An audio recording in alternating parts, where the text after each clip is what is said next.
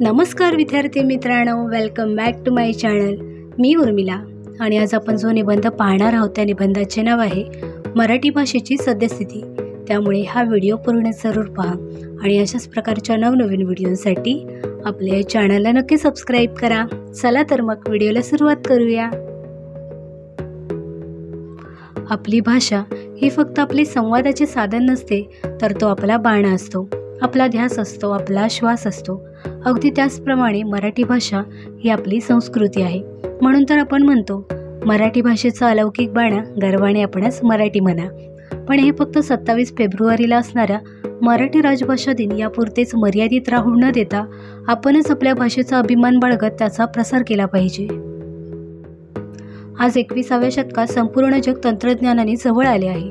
यावेळी इंग्रजी शब्दांचा अंतर्भाव टाळणे शक्य नाही, पण त्याचा कितपत प्रभाव आपल्यावर होऊ द्यावा हे मात्र आपल्याच हातात आहे.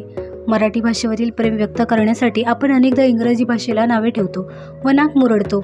यावेळी आपण स्वतःच कित्येकदा दैनंदिन जीवनात अनेक इंग्रजी भाषिक शब्द वापरतो, हे आपणास जाणवतही नाही.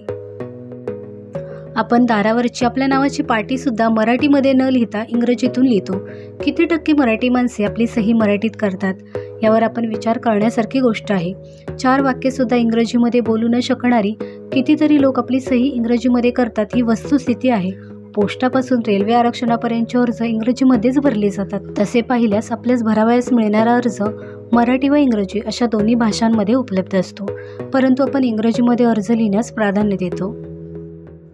एवढेच कशाला, आपण आपल्या लहान मुलांना देखील सुरुवातीला मम्मी व पप्पा बोलायला शिकवतो. यामुळे आई बाबा हे शब्द फक्त साने गुरुजी व अन्य लेखकांच्या पुस्तकातच उरले आहेत असे वाटू लागले आहे. आजकाल मुले फक्त इंग्रजी कविता व गाणी म्हणतात व आई वडील त्यांना तसे गाण्यास त्यांच्या मनाविरुद्ध प्रवृत्त करतात. पण आपल्या मराठी भाषेत देखील अप्रतिम अशी सुंदर बडबड गीते आहेत. याचा पालकांना विसर पडला आहे असेच म्हणावे लागेल. आजकाल लहान मुलांपासून तरुण मुलांपर्यंत सतत 2-3 भाषांच्या मिश्रणातून एकमेकांशी संवाद साधला जातो व अशा अर्धवट भाषेला आपण सर्वसमावेशक भाषा म्हणतो, ही अत्यंत खेदाची बाब आहे. कुठलीच भाषा धड बोलायची नाही, हे खरे तर आजच्या पिढीचे दुर्दैव आहे. यास कारणीभूत आहे आजच्या पिढीचे अपुरे वाचन. आपल्या तरुण पिढीला तर पु ल देशपांडे, व पु काळे, मंगेश पाडगावकर, कुसुमाग्रज हे देखील माहीत असतील की नाही यात शंकाच आहे. खरे तर आपल्या प्रत्येकाला आपल्या भाषेचा अभिमान असला पाहिजे. आपल्या भाषेतील गोडवा आपल्याला जपता आला पाहिजे. आपण अनेकदा समोरची व्यक्ती मराठी भाषिक असल्याचे माहीत असूनही आपला बडेजाव करण्यासाठी हिंदी व इंग्रजी भाषेत बोलायला जातो. अलीकडे इंग्रजी शिक्षण घेताना आपण आपल्या मायबोलीस तुच्छ समजायला लागलो आहोत. यावेळी भलेही इंग्रजी नीट बोलता आले नाही तरी आपल्या प्रतिष्ठेचा प्रश्न समजून आपण अडखळत इंग्रजी बोलण्यास जातो व स्वतःचे हसे करून घेतो.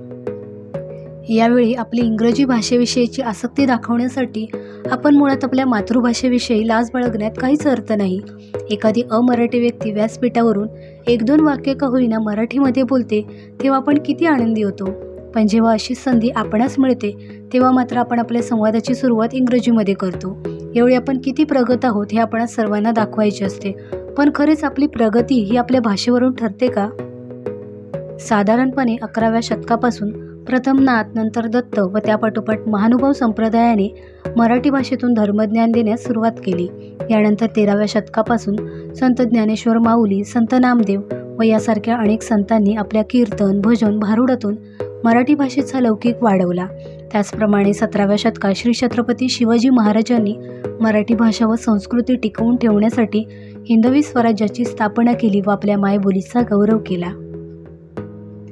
स्वातंत्र्यपूर्व काळात भारतातील सगळ्या महापुरुषांनी राष्ट्रभाषा व मातृभाषेची कास धरा ही शिकवण दिली आहे. आपले राष्ट्रपिता महात्मा गांधी हे इंग्रजी व मातृभाषेतील फरक स्पष्ट करताना म्हणाले होते की ज्यावेळी तुम्ही इंग्रजी ग्रंथ वाचता तेव्हा आपणास भाषांतरासाठी शब्दकोश घेऊन बसावे लागते.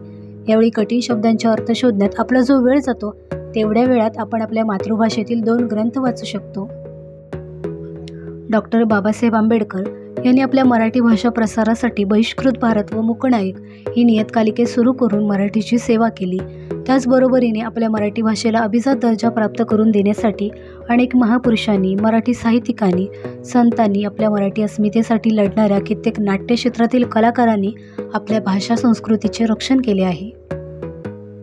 काही ठिकाणी नाटक, पथनाट्य, मालिका, चित्रपट व्याख्याने, निवेदन, अभिवाचन यासारख्या माध्यमातून अनेक कलाकार आपल्या भाषेचा प्रसार करीत आहेत. मात्र यामध्ये अनेक तरुण असेही आहेत जे मराठी बोलताना अनेकदा हिंदी व इंग्रजी शब्दांचा वापर सर्रासपणे करतात.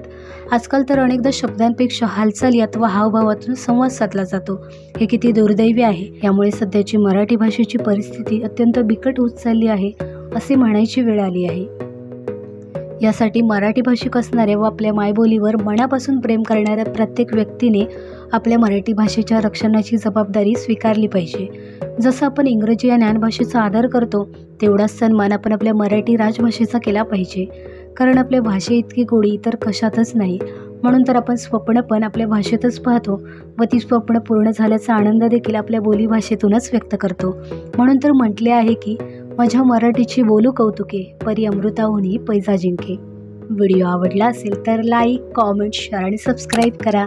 त्याचबरोबर बेल आयकॉन प्रेस करायला विसरू नका, ज्यामुळे माझी नवनवीन व्हिडिओ सर्वात आधी तुमच्यापर्यंत पोहोचतील. व्हिडिओ पूर्ण बघितल्याबद्दल धन्यवाद. Thanks for the watching.